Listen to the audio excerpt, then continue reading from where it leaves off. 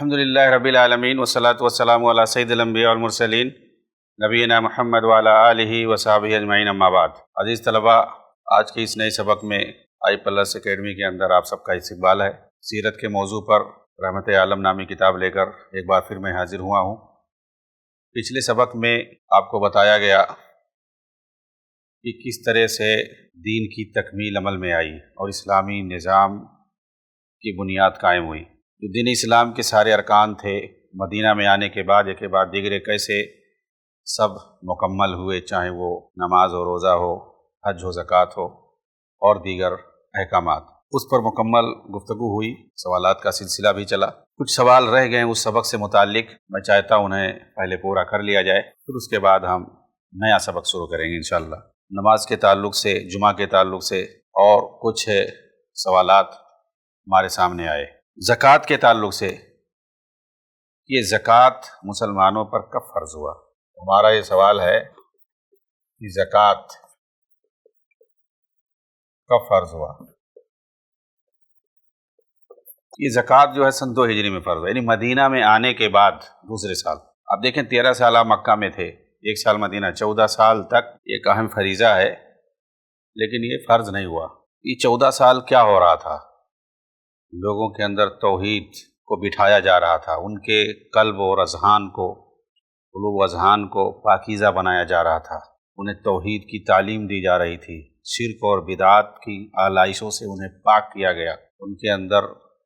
تقوی اور طہارت پیدا کیا گیا ہے، دنیا سے بے رغبتی اور زہد کا پیام ان کے سینوں میں پلایا گیا تاکہ وہ ایک موحد مومن بن جائیں۔ پھر اس کے بعد اللہ کی طرف سے جو بھی احکامات ان پر نازل ہوں انہیں خوشی خوشی وہ قبول کریں۔ اسی لیے جو احکامات ہیں جن کے اندر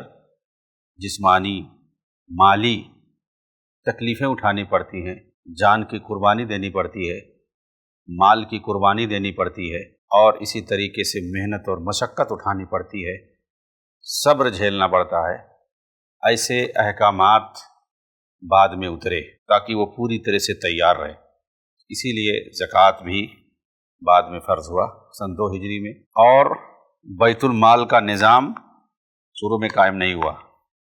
یہ بیت المال کا نظام کب قائم ہوا؟ کیونکہ یہ اسی سے ریلیٹڈ ہے، تو بیت المال کا نظام کب قائم ہوا؟ کہتے ہیں یہ سن جو ہے 9 ہجری میں قائم ہوا۔ تو شروع میں کیا ہوتا تھا؟ مسجد میں آتا تھا، تو زکوٰۃ وغیرہ کی وصولی ہوتی تھی شروع میں تھوڑا بہت، وہ مسجد میں آتا تھا اور نبی صلی اللہ علیہ وسلم فوری طور پر اس کو بانٹ دیا کرتے تھے۔ لیکن 9 ہجری میں باقاعدہ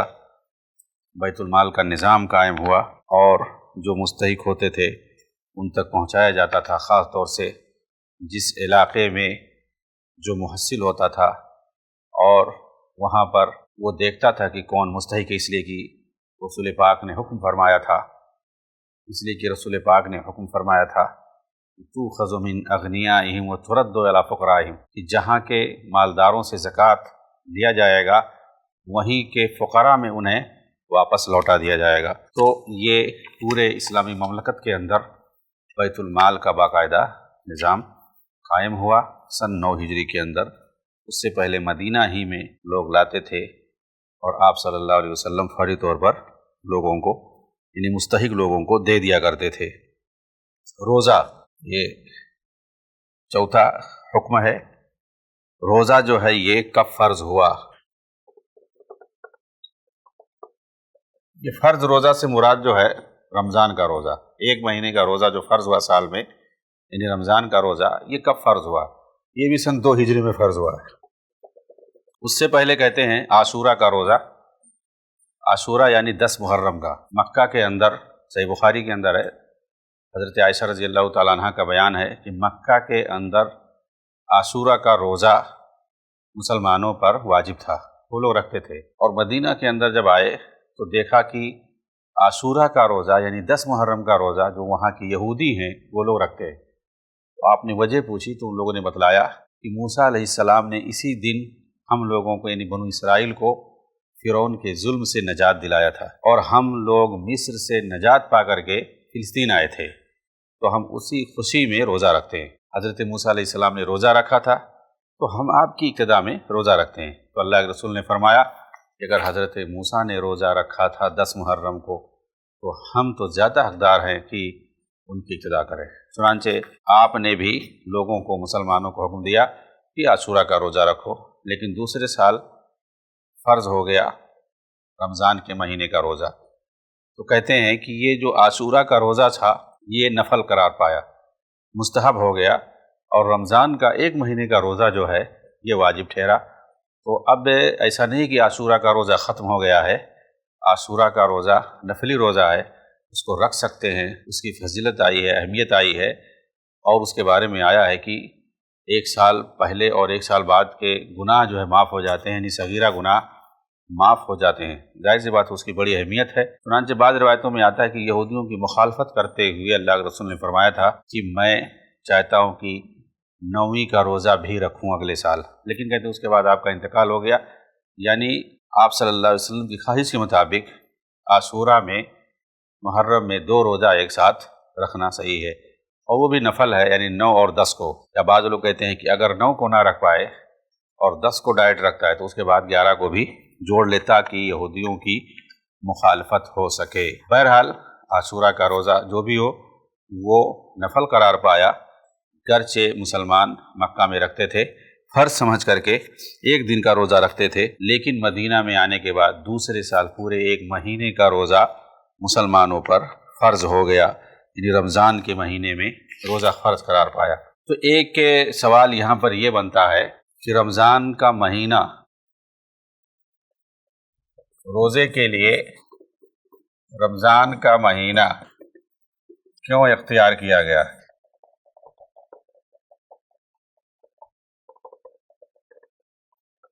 رمضان کے مہینے میں روزہ کیوں فرض ہوا؟ دوسرا مہینہ کیوں نہیں اختیار کیا گیا؟ تو اس کا ایک جواب یہی ہے کہ کوئی بھی مہینہ اختیار کیا جاتا تو آدمی یہ سوال کر سکتا تھا، لیکن اس کی حکمت یہ بتائی جاتی ہے کہ رمضان کے مہینے میں اللہ تعالیٰ نے قرآن کو نازل کیا ہے، تو گویا ایک ہدایت والی کتاب ہمیں جو ملی ہے رمضان کے مہینے میں، تو اس کی خوشی میں ہم لوگ روزہ رکھتے ہیں۔ تو لیلۃ القدر اسی مہینے میں ہے، اور لیلۃ القدر کے اندر قرآن کا نزول ہوا ہے۔ نزول سے مراد یہاں پر رمضان میں، آدمی سوچ سکتا ہے، اگر آپ تشریح نہیں کریں گے، تفصیل نہیں بتائیں گے، تو آدمی سوچ سکتا ہے کیا قرآن صرف رمضان کے مہینے میں اترا ہے؟ قرآن تو ہر مہینے میں اترتا رہا ہے۔ یہاں قرآن کے نازل ہونے کا مطلب یہ ہے کہ یک بارگی لوح محفوظ سے دنیوی آسمان پر بیت معمور کے اندر قرآن پاک یک بارگی نازل ہو گیا، پھر وہاں سے وقفے کے ساتھ قرآن 23 سال میں نازل ہوا ہے، مختلف اوقات میں۔ اس کے لیے رمضان خاص نہیں ہے، لیکن رمضان کا مہینہ جو خاص ہے قرآن کے نزول کے ساتھ، جیسا کہ اللہ تعالیٰ نے فرمایا شہر رمضان الذی انزل فیہ القرآن، یہ رمضان کا مہینہ جس میں ہم نے قرآن اتارا ہے، اور کسی مہینے کے بارے میں ایسا نہیں کہا گیا کہ رمضان کا مہینہ ہے جس میں ہم نے قرآن اتارا ہے، یعنی لیلۃ القدر کے اندر۔ انا انزلناہ فی لیلۃ القدر، لیلۃ القدر میں ہم نے قرآن کو نازل کیا ہے۔ انا انزلناہ فی لیلۃ مبارکہ، ایک مبارک رات یعنی لیلۃ القدر میں ہم نے قرآن کو نازل کیا۔ یہ 3 جگہوں پہ آپ کو ملے گا قرآن کا، رمضان کے مہینے میں، قدر والی رات میں، مبارک رات میں، برکت والی رات میں۔ تو قدر والی رات، برکت والی رات اور رمضان کے مہینے میں یہ سب ایک ہی ہے، کیونکہ قدر اور برکت والی رات جو ہے وہ رمضان ہی کے مہینے میں ہے۔ پتہ چلا کہ رمضان کے مہینے میں قرآن کو اللہ نے اتارا ہے، مطلب یہ ہے کہ یک بارگی اللہ تعالیٰ نے قرآن کو لوح محفوظ سے اسی مہینے میں اتارا ہے۔ پھر اس کے بعد مختلف اوقات میں 23 سالوں کے اندر قرآن دھیرے دھیرے جستہ جستہ کر کے ضرورت کے مطابق، حالات کے مطابق، حالات کے تقاضے کے مطابق قرآن اترتا رہا ہے، اور اس طریقے سے 23 سال میں مکمل قرآن نبی صلی اللہ علیہ وسلم پر اس دنیا کے اندر نازل ہوا ہے، ورنہ یک بارگی رمضان کے مہینے میں نازل ہوا۔ اسی لیے قرآن کی اس فضیلت کی وجہ سے، اس کی برکت کی وجہ سے، اور اس ماہ میں اگر لیلۃ القدر کی فضیلت کوئی پا جائے تو 1000 مہینوں کی عبادت سے بہتر ہے، تو اس لیے اس رمضان کی فضیلت ہے، اور رمضان کا جو مہینہ ہے اس کی وجہ سے اس کو اختیار کیا گیا، تاکہ روزے کی حالت میں بندے کی عبادت زیادہ قبول ہو۔ اللہ تعالیٰ کو پسند ہے کہ اس کا بندہ روزے سے ہو، اللہ کے رسول نے جگہ فرمایا کہ میرے جو اعمال ہیں اللہ کے دربار میں اس حال میں پہنچیں کہ میں اس وقت روزے سے رہوں۔ حج کا جو چوتھا رکن بلکہ آخری رکن جو ہے وہ حج ہے۔ تو یہ جو حج ہے یہ کب فرض ہوا؟ پچھلے اسباق میں ہم لوگوں نے پڑھا 9 ہجری کے اندر حج فرض ہوا تھا، جس میں آپ صلی اللہ علیہ وسلم نہیں گئے تھے بلکہ ابو بکر رضی اللہ تعالیٰ عنہ کو آپ نے امیر الحج بنا کر بھیجا تھا۔ اب یہ سوال ہے کہ 9 ہجری میں جس وقت روزہ فرض ہوا اس وقت آپ صلی اللہ علیہ وسلم کیوں نہیں گئے؟ اس کا جو ہے تفصیلی جواب ہے، جس سال حج فرض ہوا یعنی 9 ہجری میں آپ صلی اللہ علیہ وسلم خود نہیں گئے بلکہ صحابہ کی ایک جماعت کو آپ نے بھیجا کہ جا کر کے حج کو ادا کریں، اس کے فریضے کو۔ آپ صلی اللہ علیہ وسلم نہیں گئے، اس کی وجہ بتائی جاتی ہے۔ ایک تو یہ کہ فوری طور پر حج کا کرنا کوئی ضروری نہیں ہے، واجب نہیں ہے، اسی لیے تاکہ لوگوں کو پتہ چلے اور لوگ مشقت میں حرج میں مبتلا نہ ہوں۔ اگر آپ فوراً جاتے حج کرنے کے لیے تو لوگ یہ سوچ لیتے کہ اس میں تاخیر کرنا جائز نہیں ہے۔ جیسے ہی آدمی مستطیع ہو، استطاعت والا ہو، فوری طور پر اسے جانا چاہیے، تو تاکہ اس سے حرج میں مبتلا نہ، اس حرج کو ختم کرنے کے لیے آپ نہیں گئے۔ یعنی فرض نہیں ہے، واجب نہیں ہے کہ فوری طور پر، تاخیر جائز ہے، اسی لیے آپ نے تاخیر کر دیا 1 سال۔ کچھ حکمتیں یہ بتائی جاتی ہیں، ایک حدیث میں اللہ کے رسول نے فرمایا ہے جب آپ دوسرے سال یعنی 10 ہجری میں گئے تو آپ نے کہا کہ زمانہ اپنی حالت پہ واپس آ گیا ہے۔ اصل مسئلہ یہ ہے کہ عرب والے مہینوں کو گھٹاتے بڑھاتے رہتے تھے، آگے پیچھے کرتے رہتے تھے۔ انما النسیء زیادۃ فی الکفر، نسی کہتے ہیں مہینوں کو، حرمت والے مہینوں کو آگے پیچھے کرنا، یعنی سفر کے مہینے کو محرم کہہ دینا اور محرم کے مہینے کو سفر قرار دینا۔ تو اس طرح سے وہ لوگ گھٹاتے بڑھاتے رہتے تھے، تو جو اگلا سال جو 10 ہجری کا سال تھا، جس سال آپ صلی اللہ علیہ وسلم حج کرنے کے لیے گئے تھے، اس سال پورا جو ہے چکر گھوم کر کے واپس اسی اصلی مقام پہ زمانہ آ گیا تھا جو کہ تمام چیزوں سے پاک تھا۔ اور ابراہیم علیہ السلام کے زمانے میں جس طرح سے حج ادا کیا جاتا تھا وہ زمانہ واپس اس وقت آیا تھا، یعنی 9 ہجری میں ابھی کچھ باقی تھا، 10 ہجری میں وہ چیز پوری ہوئی تھی، اور وہ مہینہ جو یہ لوگ آگے پیچھے کرتے تھے، یعنی جو اصلی مہینہ ہونا چاہیے رجب کا، اصلی مہینہ ہونا چاہیے، جو وقت رجب کا ہونا چاہیے، جو وقت ذی القعدہ کا ہونا چاہیے، اور جو وقت ذی الحجہ اور محرم کا ہونا چاہیے، ان اوقات میں جسے ایک فصلی نظام ہوتا ہے سورج کے حساب سے، اور ایک قمری حساب ہے، تو قمری مہینوں کو وہ لوگ آگے پیچھے کرتے تھے، شمسی مہینوں کو نہیں کر سکتے ہیں۔ جون جولائی کا مہینہ وہی رہے گا، اسی وقت میں ہوگا، وہ اس کا ایک موسم ہے۔ اور اسی طریقے سے دسمبر کا مہینہ اپنے وقت پر آئے گا، جس وقت ٹھنڈی جو ہے پورے شباب پہ ہوتی ہے، اس کو آپ گھٹا بڑھا نہیں سکتے ہیں، لیکن جو قمری مہینے ہیں وہ آگے پیچھے ہوتے رہتے ہیں۔ تو کہتے ہیں کہ موسم کے حساب سے 10 ہجری میں وہ سارے مہینے اپنی اپنی جگہ پر سیٹ ہو گئے تھے، اس وقت آپ گئے تھے حج کرنے کے لیے۔ تو اس طرح کی حکمت بتائی جاتی ہے، لیکن کوئی ضروری نہیں ہے، کیونکہ اس جانب کوئی اشارہ ہمیں نہیں ملتا ہے، لیکن جو راجح بات وہی لگتی ہے تاکہ لوگ جو ہے حج کے اندر تاخیر کو جائز نہ سمجھیں بلکہ فوری طور پر اس کو واجب نہ سمجھ لیا جائے، اسی لیے جو ہے آپ نہیں گئے تھے۔ بہرحال حدیثوں کے اندر اس کی کوئی وجہ نہیں بتائی گئی ہے۔ اس کے بعد یہ جو دین کی تکمیل کے بارے میں ہماری گفتگو ہوئی، اور سارے جو احکامات دین تھے وہ حجۃ الوداع سے پہلے یعنی 10 ہجری سے پہلے وہ سب کے سب مکمل ہو گئے۔ سورہ بقرہ، سورہ آل عمران، اور اسی طریقے سے سورہ نساء، سورہ مائدہ، اور پھر اس کے بعد سورہ توبہ، جتنی آیتیں آپ دیکھیں گے مدینہ کے اندر، جتنی صورتیں ہیں، سورہ طلاق ہے، سورہ منافقون ہے، سورہ تحریم ہے، سورہ مجادلہ ہے، چھوٹی بڑی جو بھی صورتیں مدینہ کے اندر نازل ہوئی ہیں ان کے اندر احکام دین کو بیان کیا گیا ہے۔ لیکن آپ دیکھیں وہ صورتیں خواہ چھوٹی ہوں یا بڑی ہوں جو مکہ کے اندر نازل ہوئی ہیں، اس میں دیکھیں گے آپ توحید کی باتیں، شرک پر نکیر، بت پرستی پر نکیر، نبیوں کے قصے اور واقعات، پچھلی قوموں کو جس طریقے سے مارا گیا، ستایا گیا اور انہیں عذاب دیا گیا اللہ کی طرف سے کیونکہ انہوں نے رسولوں کو جھٹلایا، اللہ کے پیغمبروں کو جھٹلا دیا، ان کی باتوں کو انہوں نے نہیں سنا، اور دین جس طریقے سے وہ لے کر کے آئے،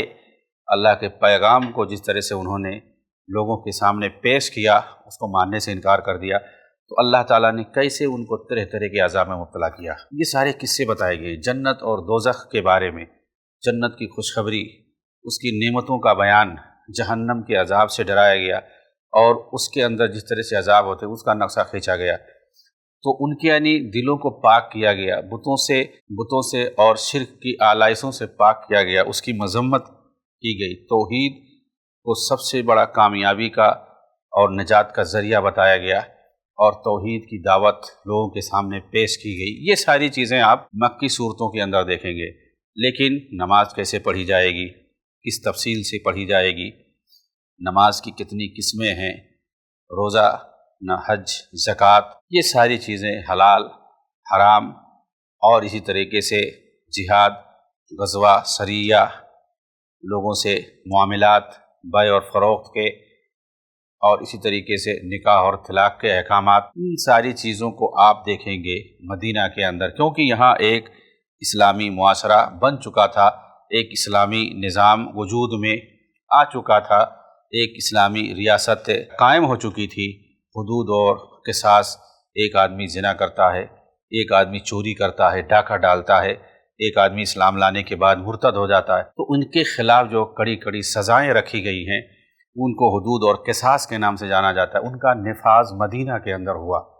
یہ ساری چیزیں کب ہوئی ہیں، یہ سب آپ دیکھیں گے مدینہ کے اندر، ایسی آیتیں اور ایسی حدیثیں آپ کو ملیں گی۔ مکہ کے اندر اس طرح سے آپ کو نہیں ملے گا، کیونکہ وہاں پر کوئی مکمل نظام نہیں تھا، بلکہ وہاں پر کفر کا نظام تھا، انہی کے سرغنے ہوا کرتے تھے، ان کے سائے میں یہ ساری چیزیں نہیں چل پائیں گی۔ جو ایک نبی کا مشن ہوتا ہے، نبی کی جو دعوت ہوتی ہے، اس پر جو ہے آپ قائم تھے، جس طرح سے معاشرہ اور سوسائٹی ہو اسی حساب سے اللہ کے دین کی تبلیغ اور دعوت کی جائے گی اور اسے نافذ کیا جائے گا۔ معاشرے اور سوسائٹی کے اعتبار سے اگر جہاں پر کفر کا نظام ہو، کفر کا معاشرہ ہو، وہاں پر انہیں کفر اور شرک اور بدعات اور بت پرستی سے کی مذمت کی جائے گی، انہیں توحید کی دعوت دی جائے گی۔ لیکن جہاں پر مسلم معاشرہ ہو وہاں پر ہمیں باقاعدہ دین اسلام کو پورے طور پر نافذ کیا جائے گا، کرنا ضروری ہوگا۔ تو جس طریقے سے معاشرے کو اللہ کے رسول نے پایا، اسی اعتبار سے آپ نے دین اسلام کی تبلیغ کی، اس کی دعوت دی اور اس کو نافذ کیا باقاعدہ۔ چنانچہ مکی زندگی جو ہے الگ ہے اور مدنی زندگی الگ ہے، دونوں کے نظام آپ الگ پائیں گے، کیونکہ معاشرہ اور سوسائٹی بالکل الگ ہے۔ اور یہ چیز ہمیں قیامت تک کے لیے نمونہ بنانا چاہیے، اسوہ بنانا چاہیے نبی صلی اللہ علیہ وسلم کی زندگی کو۔ وَلَكُمْ فِي رَسُولِ اللَّهِ أُسْوَةٌ حَسَنَةٌ کے تحت کہ نبی صلی اللہ علیہ وسلم کی زندگی جو ہے یہ تم سب کے لیے اسوہ اور نمونہ اور آئیڈیل ہے۔ نبی صلی اللہ علیہ وسلم کی زندگی آپ دیکھیں گے تو مختلف طریقے سے پائیں گے، ایک مکی زندگی ہے، ایک مدنی زندگی ہے، چنانچہ اس کے اندر یہ اشارہ ہے، بلکہ واضح طور پر اشارہ موجود ہے کہ مسلمان اگر جہاں کہیں پر ہوں، ان کے ساتھ اگر ویسے حالات ہیں جیسے مکہ کے اندر نبی صلی اللہ علیہ وسلم کے ساتھ حالات تھے، تو وہاں پر وہ وہی طریقہ اور وہی اسٹریٹجی اختیار کرے دین کے نام پر، جیسے آپ صلی اللہ علیہ وسلم نے مکہ کے اندر اختیار کیا تھا۔ چنانچہ مسلمانوں کو وہاں پر ستایا گیا مختلف طریقے سے۔ آپ صلی اللہ علیہ وسلم صبر کی تلقین ہمیشہ کرتے تھے، حتیٰ کہ بعض صحابہ نے آ کر کے اللہ کے رسول سے کہا کہ اللہ کے رسول آپ اجازت دیں، ہم جو ہے کب تک صبر کرتے رہیں گے؟ یعنی جو کفر کے سرغنے تھے مکہ کے اندر، ان کے خلاف ہم کچھ کرنا چاہتے ہیں، کیونکہ ہمیں بہت زیادہ ستایا جا رہا ہے، ہم بھی جواب دینا چاہتے ہیں، ہم بھی ریئیکشن میں آنا چاہتے ہیں، لیکن اللہ کے رسول صلی اللہ علیہ وسلم نے سختی سے منع کر دیا اور غضبناک ہو کر کے کہا کہ تم لوگ جلدی مچا رہے ہو، عجلت بازی سے کام لے رہے ہو، کیا تم نہیں جانتے کہ تم سے پہلے جو انبیاء آئے وہ دین کی تبلیغ کرتے تھے، ان کے سروں کو چیر دیا جاتا تھا، آری سے ان کے جسموں کو ٹکڑے ٹکڑے کر دیا جاتا تھا، لیکن انہوں نے صبر سے کام لیا۔ آج تم بھر وہ وقت نہیں آیا ہے، انتظار کرو یہاں تک کہ یہ دین غالب ہو کر کے رہے گا، تم لوگ تو بڑے اجلت باز لگ رہے ہو۔ آپ نے سختی سے منع کر دیا کہ یہاں پر ہمیں کچھ بھی ری ایکشن نہیں کرنا ہے۔ لیکن مدینہ میں آئیے دیکھیے، بالکل اسٹریٹجی بدل جاتی ہے، حکمت عملی بالکل بدل جاتی ہے، کیونکہ وہاں پر ایک صالح معاشرہ وجود میں آ چکا تھا۔ تو مکی کی زندگی جو تھی اللہ کے رسول صلی اللہ علیہ وسلم، تو اس اعتبار سے اگر ہمیں ایسا معاشرہ، ایسا سماج ملتا ہے تو ایسی صورت میں ہمیں وہی اسٹریٹجی اور حکمت عملی اختیار کرنا ہوگی جو اللہ کے رسول نے مکہ کے اندر کیا۔ لیکن اگر ہمارے سامنے ایسا معاشرہ ملتا ہے، ایسا سماج ہمیں ملتا ہے جو سماج اور معاشرہ نبی کی زندگی میں مدینہ کے اندر تھا، تو ایسی صورت میں ہمیں وہی سب کرنا ہوگا، وہی حکمت عملی اختیار کرنا ہوگی جو نبی صلی اللہ علیہ وسلم نے مدینہ میں آ کر کے کیا۔ یعنی وہاں پر جو ایک صالح معاشرہ آپ کو ملا، ایک مسلمانوں کی جماعت آپ کو ملی، ان کے درمیان جو اسلامی احکامات ہوتے ہیں، جو اسلامی فرائض ہوتے ہیں، ان سب کو منو ان نافذ کرنا ہوگا۔ اسی طریقے سے جو حدود اور قصاص اللہ کے رسول نے اس مسلم معاشرے پر آپ نے نافذ کیا، اسی طریقے سے حدود اور قصاص کو نافذ کرنا ہوگا، اور اس جماعت کو لے کر کے اللہ کی راہ میں دعوت کے لیے نکلنا ہوگا۔ اور اگر اس دعوت کے سامنے کوئی رکاوٹ بنتا ہے تو اس کے خلاف مزاحمت کرنی ہوگی اور اس کے خلاف جہاد کرنا ہوگا، یہ حکم ہے۔ اسی کو ابن تیمیہ رحمہ اللہ نے ایک دوسرے انداز میں بیان کیا ہے کہ جس طریقے سے نبی کی زندگی میں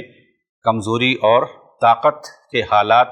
اور ظروف آئے، آپ نے جب کمزوری کی حالت میں آپ تھے تو وہاں پر آپ نے صبر سے کام لیا، اور جہاں آپ کو غلبہ اور طاقت حاصل ہوئی